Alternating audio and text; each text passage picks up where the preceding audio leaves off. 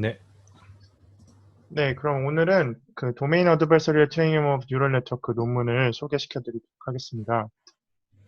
이게 보통 그 우리가 그 이미지를 받았을 때 트레이닝, 보통 소스 도메인이라고 여기서 많이 불리는데요. 그 트레이닝에서 이렇게 데이터를, 이미지를 주고 왼쪽에 있는 거, 그리고 오른쪽에 실제 상황에서 뭐 어떤 다른 이미지가 들어왔을 때 그 잘 뭐 클래시피케이션 한다던가 아니면 뭐 세그멘테이션 한다던가 뭐 이런 걸 했으면 좋겠는 거죠. 이거를 좀 뭐 간단하게 바이너리 클래시피케이션 문제로 해가지고 라벨이 두 개밖에 없을 때 그 문제를 갖다가 보면은 그 이렇게 뭐 소스 도메인이라고 해서 그냥 좀 복잡해 보이는데 사실 그냥 포멀하게 나타내려고 이렇게 좀 노테이션이 필요해서 먼저 준비해 봤습니다. 그래서 소스 도메인에서 이렇게 뭐 데이터가 있고요. 라벨 있고 뭐 타겟 도메인 보통 우리가 얘기하는 테스트 도메인에서도 데이터 있고 라벨 있고 근데 보통은 우리가 라벨이 없는 게 보통 일반적이죠. 테스트니까. 그래서 에러를 아래와 같이 정의할 수 있습니다. 뭐 하이포서시스 H라는 게 사실 뭐 뉴럴 네트워크가 학습하는 뭐 클래시피케이션 함수라고 하면 뭐 이게 에러라고 할 수 있겠죠. 당연히 인디케이터 펑션이라 했을 때 틀리는 거 이렇게. 그래가지고 뭐 그냥 클래시컬 세팅을 보면 그냥 일반적인 지도학습에서 보시면은 임피리컬 에러를 다음과 같이 정의할 수 있는데요. 뭐 우리가 모르지만 뭐 데이터 디스트리뷰션에서 MS계 샘플 뽑으면 이거는 이제 우리가 알고 있는 소스 도메인에 이게 샘플들이 됩니다. MS계 이제 데이터랑 라벨이 있는 거죠. 그 라벨로 이제 임피리컬 에러를 다음과 같이 정의할 수 있다고 했죠. 근데 이제 그 좋은 게 뭐냐면은 옛날에 스태티스컬 러닝 시오리라고 해가지고 뭐 많은 똑똑하신 분들께서 그 우리가 모르는 언신 데이터, 그러니까 모든 디스트리뷰션, 데이터 디스트리뷰션이 뭔지 몰라지만 전체 모든 데이터의 그 트루 리스크, 그 트루 에러가 우리가 본 그리고 가지고 있는 샘플 임피리컬 데이터에 대한 임피리컬 에러 더하기 어떤 그 우리가 고른 어떤 H 그 하이퍼서시스나 혹은 그러니까 뉴럴 네트워크를 치면 뭐 그거에 내 모델의 복잡도 이 두 개의 합으로 원래 이게 에러가 그 어퍼 바운드 바운딩이 된다는 걸 갖다가 잘 증명을 해주셨습니다. 이게 얘기하는 게 뭐냐면 임피리컬 에러를 주구장창 줄이면 H가 픽스돼 있을 때 어떤 모델을 픽스해놔서 컴플렉시티는 고정일 때 주구장창 줄이면은 결국에는 이 트루 리스크의 어퍼 바운드가 줄게 되니까 그 이게 엄청 대단한 게 뭐냐면 언신 데이터 모든 데이터에 대해서 그 우리가 가지고 있는 샘플 데이터 가지고만 이걸 갖다가 바운드를 정해도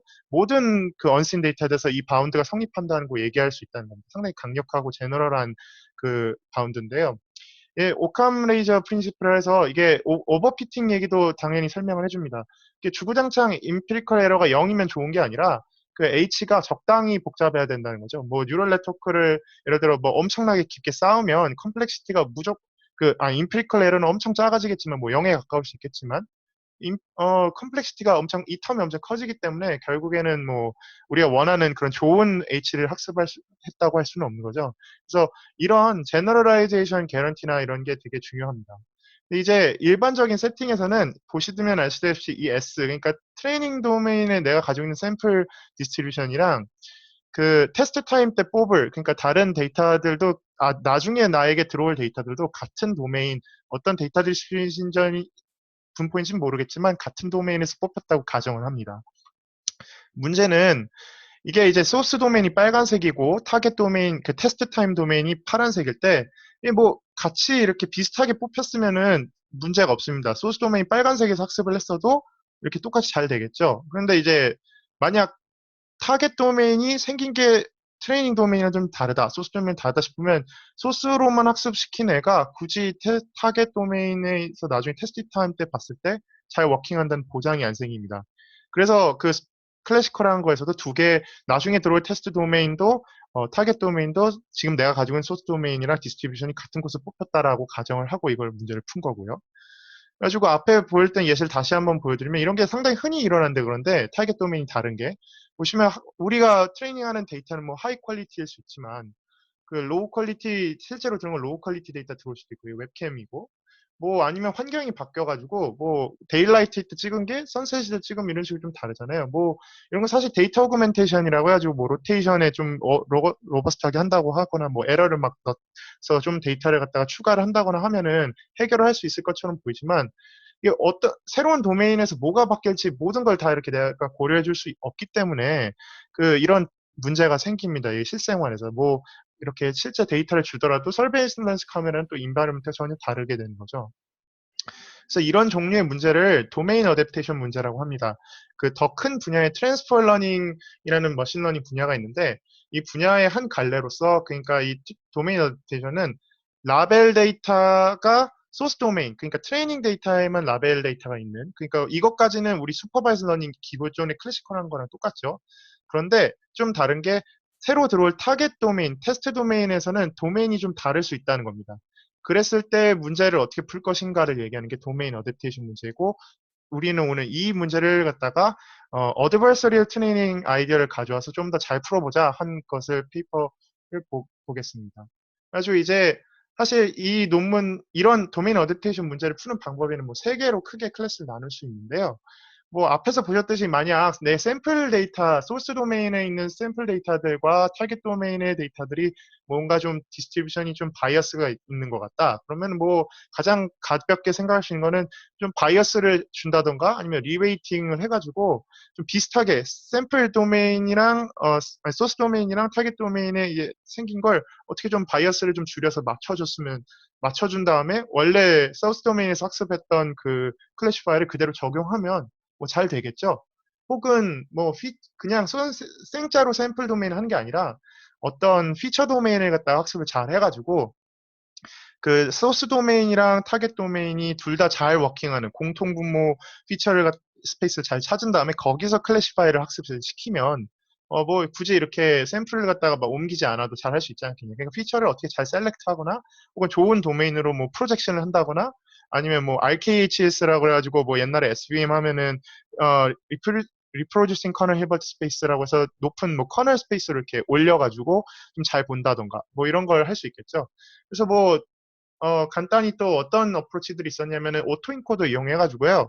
소스도 어쨌든지 간에 오토인코더로 해서 인코딩을 하고 코드를 배우고 타겟도 똑같이 넣습니다. 그러니까 이는 라벨 정보를 빼고 그냥 소스에서 소스로 다시 리프로듀스하게 오토인코더를 열심히 학습시키고 타겟도 타겟으로 다시 리프로듀스하게 코드를 똑같은 네트워크 학습시키면 그 코드는 두 개의 이제 도메인에 있는 데이터들을 봤으니까 뭔가 좀 공통적인 피처를 봤다고 할 수 있겠죠. 그 뽑힌 피처를 가지고 이제 새로 또 클래시파이어를 러닝을 시키면 뭐 이제 공통적인 뭔가 피처를 뽑았길 기대하면서 뭐 거기서 이제 좀 잘 나눠보자 이런 걸 할 수 있겠죠.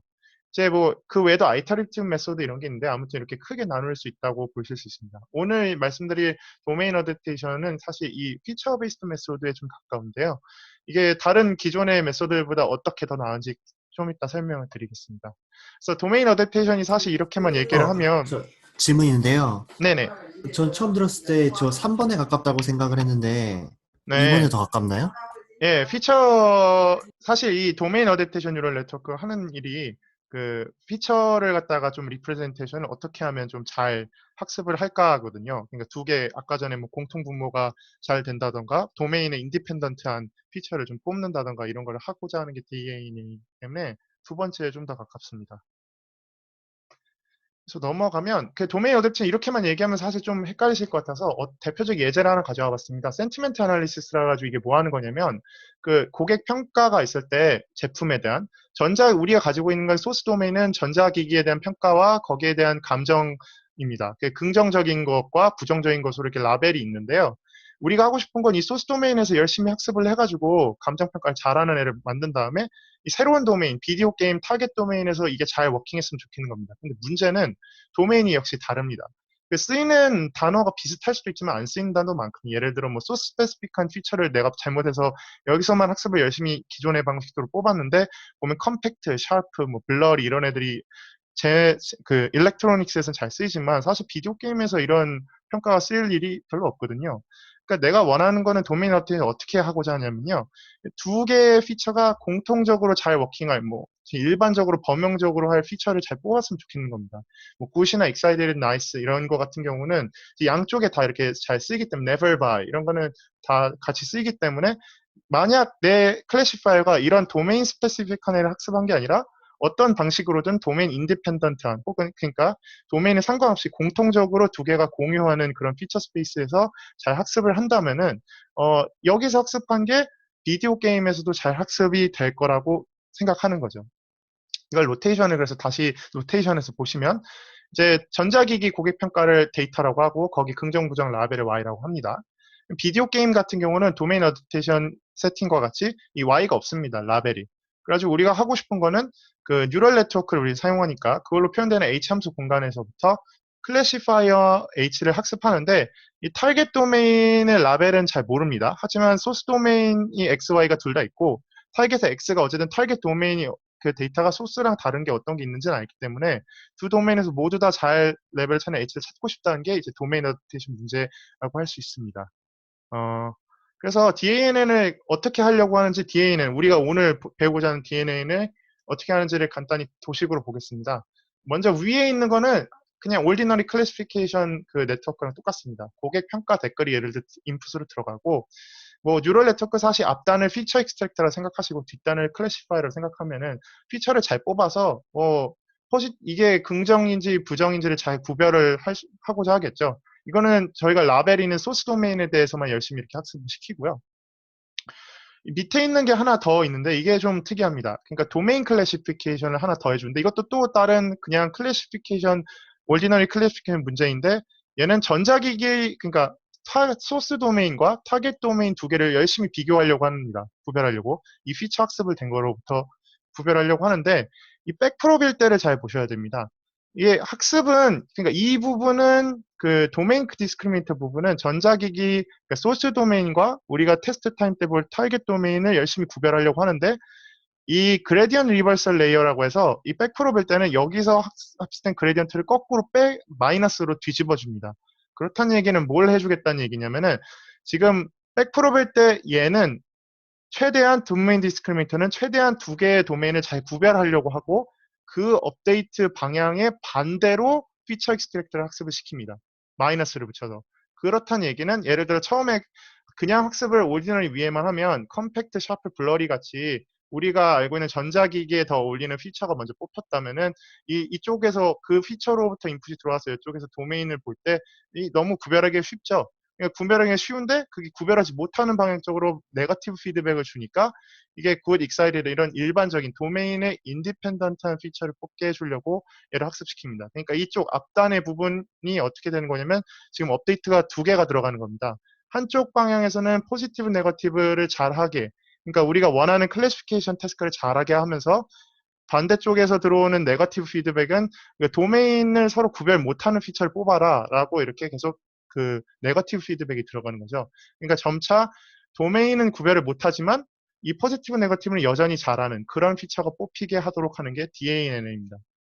이게 기존의 뉴럴 네트워크 하던 방식이랑 다른 것은 무엇이냐면은 오토인코더에다가 중간에 코드를 학습을 시키는데 그냥 트레인 데이터를 열심히 넣다가 나중에 타겟 데이터를 열심히 넣어가지고 코드를 학습시키면은 먼저 그 다음에 코드를 뽑고 그 코드에 새로 다시 클래시파이를 학습을 시켜야 되잖아요. 그러니까 이게 투 스텝 러닝이 되는 거고 일단 그리고 약간 휴리스틱하죠 사실. 뭐 이렇게 오토인코드 한번 학습을 시키는데 뭐 트레이닝 데이터를 얼마나 타겟에 왔다 갔다 하면서 뭐 학습을 시켜줄지 코드가 정말 이게 바이어스가 이렇게 한쪽으로 왔다 갔다 되지 않을지 뭐 이런 걸 모르는데 지금 이렇게 하면은 원 스텝으로 하나의 모델 안에서 백 프로파게이션이라는 싱글 알고리즘 하나로 학습을 잘 할 수 있다는 게 DNN에서 얘기하는 강점입니다. 이게 앞에 말씀드렸던 강점 중 하나고요. 두 번째는 그 DNN에서 주장하는 게 자기들은 약간 더 프린시플드 웨이이다. 왜냐하면 그 도메인 어댑테이션 문제를 갖다가 아까 그 우리가 뭐 스태티스컬 러닝 CORL에서 제너레이션 에러 바운드를 갖다가 계산했었잖아요. 그거를 도메인 어댑테이션에 맞는 에러 바운드를 계산을 한 다음에 거기에서 그런 COR에서 디라이브 돼서 우리가 좀 더 잘하는 알고리즘을 갖다가 우리가 제안한 거다라고 주장하고 있습니다. 그 부분은 사실 약간 COR 파트라서 뒷부분에 빼놨습니다. 앞에 부분까지는 이제 앞에 부분 지금까지 여기까지 아셨다면은 DNN이 어떻게 워킹하는지 큰 플로우를 다 알게 되신 거고 뒷부분은 이제 그게 어떤 COR, 그래서 이게 왜 잘 되는지, 그래서 언제 되고 언제 안 되는지 이런 거를 COR 파트, 우리가 COR 파트로부터 오리엔트 된 그거다라고 강점을 설명하는 거를 저희가 뒷부분에 제가 넣어놨습니다. 예, 간단히 보시면 앞에 다시 보시면 이제 기존의 클래시컬 테스트 에러 그 바운드를 보시면 테스트 에러와 트레인 에러, 그냥 트레인 셋이랑 테스트 셋이 같은 디스트리뷰션에 왔다고 가정하고 문제를 풉니다. 그래서 여기에 임피리컬 에러가 있고 여기에 컴플렉시티 텀이 있죠. 그래서 기존 전략은 그냥 같은 데서 왔기 때문에 그냥 최대한 적은 파라미터로 트레이닝을 하되 에러가 최소인 모델을 찾기만 하면 됐습니다. 근데 이제 어댑테이션 타겟 에러 같은 경우는 문제가 생깁니다. 우리가 원하는 이 타겟 에러가 작았으면 좋겠는 건데 이 지금 두 개의 디스트리뷰션이 다르죠. 그렇게 되면은. 그래서 어떻게 하겠다는 거냐면은 그 우리가 원하는 리스크, 그 타겟 리스크가 소스 리스크 더하기 어떤 텀들로 나타냈으면 좋겠는 겁니다. 그래서 여기서 만약 좀 잘 그 수식적으로 뭔가 이렇게 디리비션이 잘 되면은 앞에처럼 뭐 휴리스틱하게 막 그냥 그 오토인코드 코드 뽑아가지고 거기서 또 클래시피케이션 하고 아니면 리웨이팅을 한다던가 이런 그 약간 휴리스틱한 방법보다 좀 더 효율적인 방법을 찾을 수 있지 않을까, 디자인 프린시플을 얻을 수 있지 않을까 이런 걸 생각하는 겁니다. 전략을. 그래서 간단히 생각해 보시는 게 사실 지금까지 해보는 게 뭐 첫 번째 전략이 샘플 도메인이 바이어스가 있으니까 뭐 리웨이팅을 해준다던가 아니면 피처 도메인에서 어쨌든지 간에 두 개 차이가 있는 피처 도메인을 같은 공통 분모가 있는 도메인으로 옮겨준다는 거. 뭘 하려고 하는 거냐면 결국 디스트리뷰션 사이에 차이가 있는데 걔네를 좀 가까이 하게 했으면 좋겠는 거죠. 혹은 두 개의 차이가 얼마나 큰지 최소한 정해야 그걸 반대 방향으로 학습을 시킬 수 있겠죠. 그래서 가장 디스트리뷰션의 차이를 갖다 잘 나타내는 것 중에 하나가 우리가 가장 쉽게 생각할 수 있는 게 토탈 베리에이션입니다. 이게 뭐냐면 두 개의 디스트리뷰션이 있을 때 그 두 개의 디스트리뷰션의 차를 갖다가 나타내는 그 값인데 이 디스턴스는 그 가장 큰 값을 벌어질 수 있는 가장 큰 값을 그 리트리브하고 그걸 토탈 베리에이션이라고 합니다. 왜 제가 가져왔냐면 이게 수식이 조금 막 나와서 무서우실 수 있는데 사실 별게 아닙니다. 이게 우리가 원하는 타겟 에러를 갖다가 소스 에러 더하기 뭐로 나타냈으면 좋겠죠. 이것만 사실 보시면 되는데 이게 뭐냐면 이게 토탈 베리에이션으로 나타낼 수 있다는 겁니다. 이 도메인 S 도메인의 디스트리뷰션이랑 타겟 도메인의 디스트리뷰션의 차이가 더하기 그리고 에러, 소스 도메인에서 나온 우리 클래시파의 에러로 이렇게 어퍼 바운드를 지을 수 있다는 겁니다. 이 뒷부분은 사실 이 컨스탄트 텀이랑 마찬가지고 우리가 원하는 셋에서는 0이나 마찬가지지만 이 부분만 보시면 됩니다. 이게 디리베이션인데 뭐 지금 사실 이것까지 할 필요는 별로 아, 없고 뒷부분이 네네. 컨스탄트랑 비슷하다는 거 한 번만 더 설명해 주시겠어요? 이게 F가 뭐냐면요. 사실 그 라벨입니다. 라벨. 그 라벨 펑션인데 애가 X가 들어왔을 때 F가 들어오면 그 X가 들어왔을 때 이 라벨 펑션이잖아요. 근데 타겟일 때 라벨 펑션이 꼭 소스 도메인의 라벨 펑션이랑 다를 이유가 없잖아요. 그러니까 이게 태스크 펑션이거든요. 클래시피케이션. 우리는 최소한 같은 태스크를 하고 있고 같은 그 태스크를 하고 있기 때문에 이 F가 사실 같은 거예요. 그래가지고 이걸 갖다가 0이라고 생각하셔도 됩니다. 그 보통은 혹시나 그러니까 지금 도메인 어댑테이션 되게 브로드하게 생각을 하면 이 라벨링 하는 펑션도 약간씩 차이가 있을 수 있잖아요. 타겟 도메인이랑 소스 도메인에서. 그죠? 그런데 우리가 그 바라는 건 사실 그게 그렇게 차이가 없을 거라는 거죠. 데이터가 샘플이 들어왔을 때 거기에 대해서 이게 F 실제 진짜로 X를 갖다가 어떤 얘가 전자기기다, 얘가 긍정이다, 부정이다라고 해줄 이 그 FS가 그 전자기기에서 그 뭐 비디오 게임에서 긍정이다 부정이다 할 그 라벨 펑션이랑 물론 차이가 약간 있겠지만 그렇게 차이가 많지 않을 거라고 생각하고 이렇게 나타낼 수 있는 겁니다. 사실 이걸 문제를 풀면은 별로 어렵지 않은 게 그냥 더하기 빼기를 한 겁니다. 이거를 더하기 이거 같은 거 0이죠. 0이죠. 그래서 뭐 여기 있는 얘를 갖다가 이쪽으로 보내고 얘는 여기로 보내고 얘 여기로 오고 여기로 이게 그냥 리파라메트라이제이션 열심히 해주면은 리프레이징 열심히 해주고 어퍼 바운드는 당연히 이게 빼기해서 이렇게 절대값 들어갔으니까 쭉쭉 나가다 보면은 지금 이 부분이랑 이 부분이 남는데 사실 이 부분이 지금 토탈 베리에이션입니다. DS 그러니까 도메인 소스 도메인에서와 디스트리뷰션과 타겟 디스트리뷰션의 차이를 갖다 나타낸 거거든요. 그리고 우리가 생각할 때 이 라벨 펑션은 그렇게 크게 다르지 않을 거니까 이거는 컨스탄트 팩터라고 생각을 하는 겁니다. 그래서 이 바운드를 다음과 같이 정의할 수가 있었어요. 이제 정리하면 이렇게 정리를 하죠. 아까 컨스탄트 팩터 빼버리고. 근데 이 문제가 있습니다. 이 토탈 베리션을 계산을 하는데 얘가 파이닛 디스트리뷰션의 차이를 계산하는 거기 때문에 덴시티 얘는 계산이 불가능합니다. 파이닛 샘플로. 왜냐면 덴시티에 있는 모든 애들 갖다 봐야 되니까요. 그리고 이 모든 그 measurable subset에 대해서 이게 계산이 불가능합니다. 파이닛 샘플에 대해서. 게다가 우리가 꼭 모든 measurable subset을 다 봐야 되는 거 아닙니다. 모든 경우수를 다 봐야 될 필요도 없어요. 왜냐면은 우리가 원하는 거는 우리가 하이퍼서시스 예를 들어 뉴럴 네트워크라고 하면 뉴럴 네트워크로 나타내질 수 있는 어떤 measurable subset들이 있을 거 아니에요. 걔네들에 대해서만 알았으면 좋겠는 거니까 굳이 모든 경우를 다 넣어줄 필요 없는 거죠.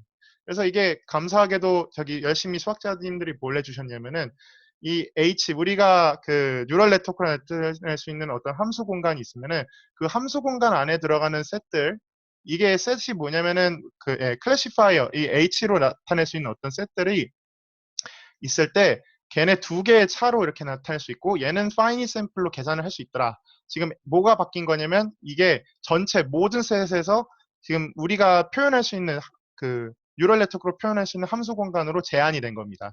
그 모든 함수에서 뉴럴 네트워크로 나타내는 함수 공간으로 제한이 된 거고 그 중에서도 이제 그 함수들끼리 차이가 나는 공간만 이렇게 제한한 겁니다. 왜냐면은 예를 들어 이 h가 같은 값을 내보내면 이 슈프리멈이기 때문에 여기 사이에서 0대에서 별로 상관이 없죠. a가. 그러니까 그 함수들 관해서도 두 개 그 디스트리뷰션 간의 값이 차이가 나는 부분들만 보겠다 이겁니다. 이게 여기에서 나오는 게 이제 where two hypotheses in H disagree라고 표현이 되는 거군요. 이 부분은 이제 에러 셋이라고 부르고 당연히. 그다음에 아까 말씀드렸지만 지금 당연히 그 L1놈 앞에 있던 그 토탈 베리션보다는 당연히 로우합니다. 왜냐면 이 셋 자체가 지금 작아졌으니까 전체 셋에서. 게다가 이 finite unlabeled sample에 대해서 계산이 가능해졌습니다. 이 모든 셋에 대해서 하는 게 아니라 이거는 증명이 이렇게 되어 있다고 합니다. 제가 이것까지는 알 수가 없는데 증명이 되어 있다고 합니다. 이거 앞에는 계산이 안 되지만 이제 이걸 할 수 있는 게 이제 이걸로 이제 학습을 시키면 되겠다는 거죠.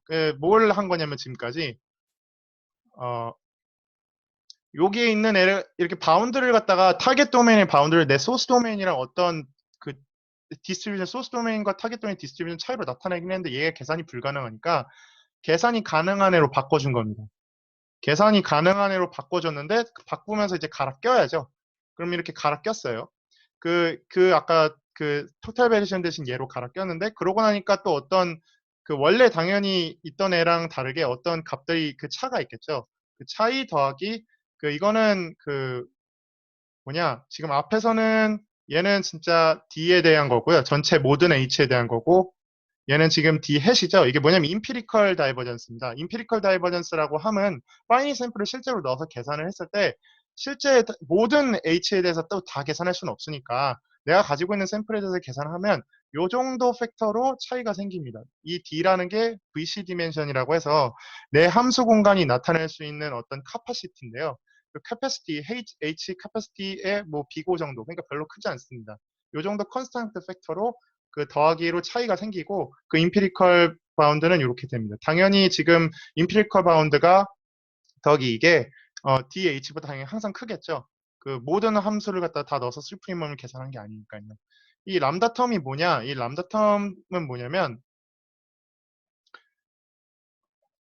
그 계산도 사실 디리비전도 그렇게 어렵지 않은데 요런 텀이 하나가 더 빠져나오게 됩니다. 이게 뭐냐면은 람다 이 H라는 게 클래시파이어인데 가장 옵티멀한 클래시파이어입니다. 이 옵티멀한 클래시파이어 에러 두 개가 더해진 게 람다가 되는데 지금 요게 이 바운드를 정하고 나니까 나오는 게 우리가 볼 수 있는 게 뭐냐면 이제 타겟 도메인의 에러가 소스 도메인의 에러 더하기 어떤 차이 더하기 람다 더하기 컨스탄트 팩터 얘는 컨스탄트 팩터니까 냅두고 h가 픽스돼 있으면 냅두고 이 람다랑 얘랑 셋만 잘 줄이면은 어퍼 바운드를 열심히 줄일 수 있는 겁니다. 근데 이거는 당연히 임피리컬 그 에러니까 우리가 줄일 수 있는 거고요.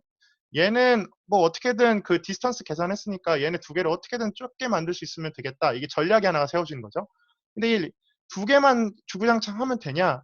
옛날에 저기 리웨이팅이냐 예전 방식들이 두 개를 주구장창 했던 건데 휴리스틱하게 이 람다 때문에 안 되는 경우가 생긴 겁니다. 이게 뭔 소리냐면은 람다는 내가 정한 H가 그 H 안에 이런 소스 도메인에서도 에러가 작고 타겟 도메인에서도 에러가 작은 옵티멀한 클래시파이어가 존재해야지만 그 에러가 그리고 작아야지만 이 위에 어퍼 바운드가 줄어드는 겁니다. 근데 그냥 휴리스틱 했을 때 이걸 얘기할 수도 없죠. 그리고 이게 휴리스틱하게 그냥 리웨이팅 했을 때 이게 작아지길 바라는 거지 정확히 얘를 갖다가 작아지게 어떤 백프롭을 하는 것도 아니고 그걸 갖다가 폴스 하는 것도 아니었기 때문에 문제가 있었습니다. 그러면은 지금 람다라는 거는 주어진 샘플과 관계없이 그냥 무조건 딱 주어지는 알 수 없는 어떤 값인가요? 그렇죠. 그러니까 그 사실 이 H는 그 내가 정하는 이 그 하이퍼서스 클래스가 엄청나게 크면은 당연히 이게 에러가 0인 애가 하나쯤은 당연히 존재하겠죠. 옵티말 그 클래시파이어가. 근데 이제 그렇게 되면은 그 여기 앞에 있는 제너럴 바운드에서 요게 커지니까 문제가 되니까 이제 트레이드 오프가 여러 번 되는 겁니다. 여러 개. 이건 네, 샘플과는 관계가 없어지는 거죠. 네. 그래서 그러니까 그 람다랑 저는 그 오른쪽 거랑 그렇게 두 개, VCD 매저랑 트레이드 오프가 있어가지고 네네. 약간 동시에 고려해줘야 되는 그런 거 맞나요?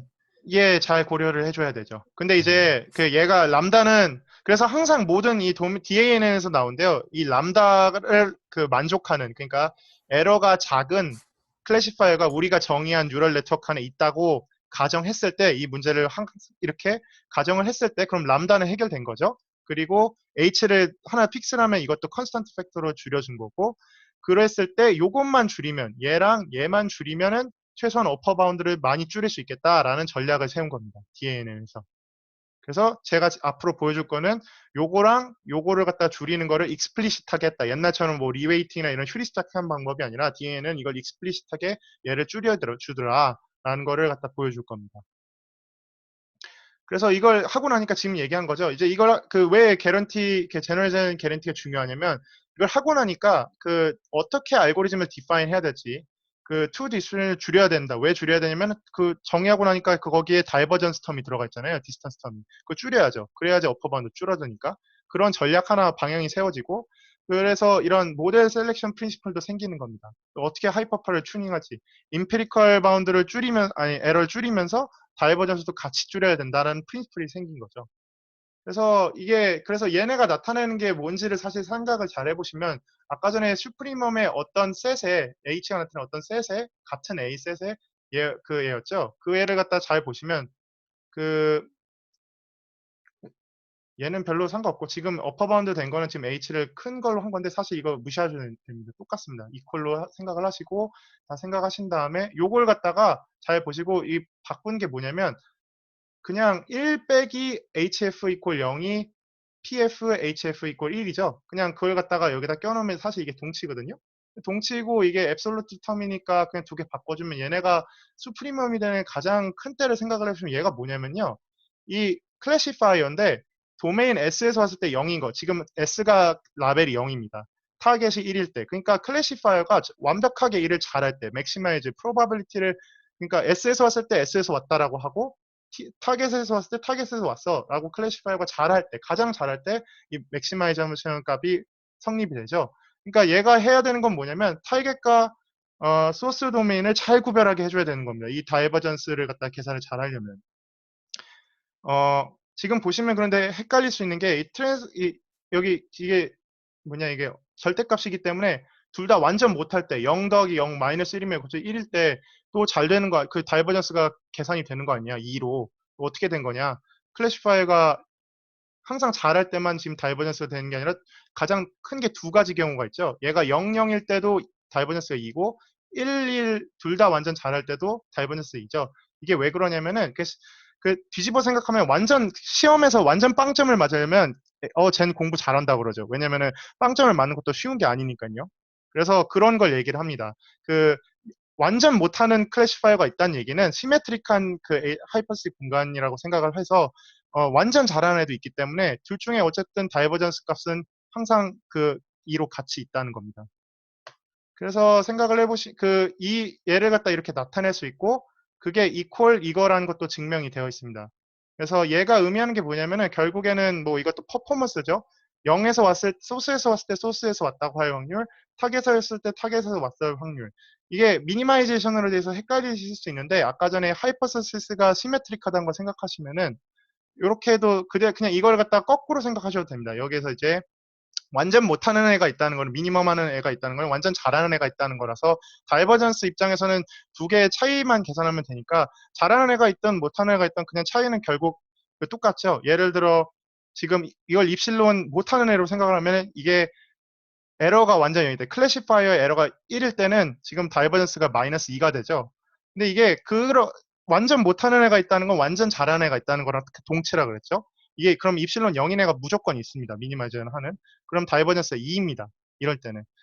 그런 걸 얘기하고 두 개가 동시에 시메트릭하니까 2분의 1, 2분의 1일 때가 시메트릭하게 이렇게 딱 있으면은 이게 2분의 1이니까 다이버전스가 0이죠. 그러니까 에러가 소스에서 왔는지 타겟에서 왔는지 제대로 그냥 반반의 확률로만 확인할 때는 다이버전스가 0입니다. 그러니까 클래시파이어가 아무리 소스 도메인이나 타겟 도메인을 나누려 해도 나누기가 어렵다라는 얘기는 소스랑 타겟의 도메인이 너무 비슷해가지고 다이버전스가 0이더라 라고 하는 인투이티브한 그 직관이랑 되게 잘 맞죠. 그래서 이렇게 정의를 할 수 있다 이겁니다.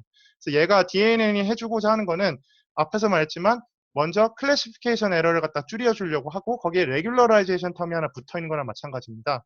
이 레귤러라이제이션 텀은 앞에서 얘기한 이걸 가지고 생각을 하는데 지금 마이너스 맥스니까 미니마이제이션을 생각하면 디스크리미네이터의 로스를 줄이는 방향으로 레귤러라이제이션을 정의를 하면 지금 이렇게 생각을 할 수 있습니다. 이게 지금 에러죠. 미니마이제이션 하는 이 디스크리미네이터 이 입장에선 얘가 에러입니다. 그래서 얘인데 얘는 다이버전스를 갖다가 그래서 어떻게든 클래시피케이션을 잘 해가지고 계산을 해내려고 하고 리버스를 해주기 때문에 그 얘에서는 못하게 만드는 거예요. 다이버전스를 줄이는 방향으로 학습을 하게 됩니다. 그래서 지금 이 앞에 있는 클래시피케이션 초록색 부분이 이 임피리컬 에러를 줄이고 있죠. 클래시피케이션에 우리가 원래 하고자 하는 태스크를 줄이고 이 다이버전스 텀은 이 레귤러라이제이션 텀 때문에 이 마이너스로 가가지고 이 클래시파이어에 들어가는 인풋 소스랑 타겟 도메인의 차이를 갖다 줄여주고 있습니다. DNN이 그래서 이런 학습 방법으로 그 학습을 시키면 미니마이제이션, 맥시마이제이션 문제가 되기 때문에 그 우리가 얘기하는 어드버서리얼 트레이닝의 관점에서 이 두 개가 그 다이버전스를 줄이면서 클래시피케이션 잘하는 애를 갖다 피처를 잘 학습을 시킬 수 있다고 얘기하는 겁니다. 그래서 뭐 그냥 간단한 토 example이 뭐 소스가 이렇게 있을 때 타겟은 이렇게 약간 휘어져 있는 그 대신 그 라벨이 없는 애라고 하면 우리는 인간은 초록색이 이렇게고 빨간색이 이렇게라고 그냥 알 수 있지만 그냥 소스 도메인에서 무턱대고 학습하면 이렇게 그냥 일직선으로 학습할 수밖에 없죠. 클래시파이어가. 그래가지고 이런 보통 그냥 SNN 하면 이렇게 불만이 생기는 부분이 생깁니다. 이렇게 잘못된 부분들이 생깁니다. 이 빨간색 부분이 여기 빨간색 위에도 빨간색으로 잘못 자른 거죠. 이렇게 휘어져 있는 부분에서요. 근데 DANN을 해가지고 두 개를 구별하지 타겟 소스와 타겟을 구별하지 못하는 피처를 갖다 잘 찾아라. 그러면 뭐 뭔가 이렇게 생긴 되게 복잡한 애를 하나 학습했겠죠. 그러면 어느 정도 이제 여기 조금 못했지만 어느 정도 빨간색과 파란색을 잘 구별을 했다. 얘는 라벨이 없는데도 이렇게 된다는 겁니다. 이게 그래서 리절트인데요. 거의 다 끝났습니다. 리절트에서 보여주는 게 결국 위에는 뉴럴 네트워크 그냥 하면 이렇게 잘 여기 윗부분은 잘 못하는 부분들이 생기는데 우리 DNN 했더니 이렇게 잘 되더라. 지금 검은색 부분이 지금 타겟이라서 라벨이 없어 검은색으로 놔두고 소스는 이렇게 플러스 마이너스가 이렇게 되어 있는 거 보실 수 있죠. 그래서 얘네가 해주는 게 뭐냐면 이 부분이 도메인 클래시피케이션이 잘 되는지를 보는 겁니다. 뉴럴 네트워크에서 하이퍼플레인을 봤더니 그 뉴런들이 나타내는 이 도메인 클래시피케이션이 상당히 잘 되더라. 얘는 지금 못하게 하는 방향으로 피처를 뽑았기 때문에 이게 피처 스페이스거든요. 피처 스페이스에서 보면은 잘 못하게 만들었다는 겁니다. 그래서 엠리스트에서도 마찬가지로 어댑티드가 되기 전에 피처 스페이스를 보면 이렇게 두 개가 타겟과 소스 도메인이 두 개 차이가 이렇게 나게 분포가 되어 있습니다. 이게 TSN이라고 해가지고 피처 스페이스가 하이 스페이스니까 2디멘션으로 내려가지고 어떻게 분포했나를 보는 건데 그걸 어댑테이션을 하고 나니까 두 개가 타겟과 소스 도메인이 구별하지 못하는 어떤 피처 스페이스인 것을 확인할 수가 있습니다. 마찬가지로 뭐 SVHN 같은 경우도 어댑테이션 하기 전에는 두 개 타겟과 소스 도메인이 뭔가 구별이 되는 피처 스페이스로 학습이 되어 있던 것이 어댑트를 하고 나면은 피처 스페이스 자체가 두 개가 서로 겹쳐가지고 공통 분모, 아까 전에 뭐 전자기기나 거기서 다 같이 쓰이는 비디오 게임이나 둘 다 같이 쓰이는 어떤 굿이나 이런 제너럴한 그런 피처들을 갖다 잘 뽑아낸 것을 확인할 수가 있습니다. 그래서 레퍼런스를 사실 제가 슬라이드를 4개를 섞어서 만들어가지고 이 레퍼런스는 상당히 다 좋은데 한 번씩 다 보시면 좋을 것 같고요. 뭐 비디오에는 사실 이 부분 테리엄님이 딥러닝 토크에서 아주 잘 말씀해 주셨었습니다. 그래가지고 이거 제가 말씀드린 부분보다 사실 이 부분이 좀 더 그 브리프하게 잘 설명을 해주실 수도 있고요. 페이퍼는 이 3개가 추천드릴 만합니다. 일단 트랜스퍼 러닝에 대해서 얘기를 할 수 있고요. 그리고 나머지 이제 우리가 원래 한 거는 이 DANN 이 페이퍼는 이게 상당히 헷갈리는데 제 블로그 추천드립니다. 그리고 여기 있는 GitHub들은 제가 구현을 해놓은 거니까 한 번씩 보시면 될 것 같고요. 이상입니다. 혹시 얼마나 남나요? 질문 있으신가요? 저 질문이 있는데요. 네, 어, 제가 느꼈던 게, 제가 했던 게, 저 같은 경우는 이제 환자가 이제 도메인이라고 생각하면 도메인이 막 한 30개가 돼요. 네네. 근데 이제 도메인을 구분하지 못하도록 하려고 했더니, 그게 투 클래스일 때는 굉장히 잘 와닿는데, 도메인이 30개일 때는 그 도메인을 구분하지 못하게 하는 게 되게 쉽더라고요. 아, 네. 그래서 그 도메인을 틀리기가 되게 쉬워서 그 레귤러라이저가 별로 효과가 없더라고요. 어떻게 생각하시나요? 그게 멀티태스크로 가면은 확장을 쉽게 할 수 있다라고 얘네도 얘기를 하는데, 당연히 쉽지 않겠죠. 음, 저도 동의합니다. 너무 틀리기가 다이버스하게 되면은 조금 어려워질 것 같긴 합니다. 근데 그 부분은 어떻게 해결할지 좀 아직 잘 모르겠네요. 음. 네. 맞는 말씀인 것 같습니다. 그리고 이게, 네네, 또 한 가지는, 이제 레귤러라이저가 있잖아요. 근데 이제 네네, 이게 만약에 그 문제가 되게 이제 좀 배우기가 쉬워서, 왜냐면 여기 논문에 워낙 토익 example들이 나왔으니까, 네네, 그러니까 워낙 러닝이 쉬워가지고 레귤러라이저를 넣어서도 굉장히 퍼포먼스가 좋으면 다행인데, 네네. 그냥 만약에 그냥 로스만 줄이는 것만도 힘든 그런 어려운 태스크다. 그래도 이게 잘 적용이 될까요? 그냥 레귤레이션 없을 때 잘 로스가 안 떨어진다고요? 그 정도로 어려운 태스크. 그러니까 아주 간단한 태스크 말고도 좀 잘 될까? 뭐 이런 거 한번. 사실 근데 사실 데이터 어그멘테이션을 그냥 해서 해야 되는 경우보다는 제가 봤을 때는 이게 더 프린시플드 웨이라서 더 잘 될 것 같습니다.